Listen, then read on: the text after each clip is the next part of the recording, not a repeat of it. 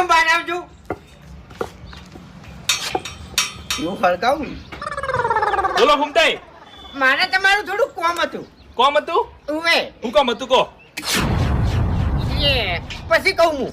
ફૂમતાઈ તમારે જે વાત કહેવાની હોય ને કહી દો, પછી મારે ખેંચાતીને બહાર લઈ જવાના. ગમે એ અમાર બે જણાની પર્સનલ વાત છે, હાલ નહીં થાય એમ. પણ હું ઉભો છું, શું વધો છે તમને કહી દો. તમે તાર હું કોઈ નહીં કહું. તમને નહીં સંભળાય જેવું ભાઈ. એ બાસ્કુજી ચોકલ લઈ જાવો છે મને? બહાર લઈ જવા છે. પંચી જગ્યાએ.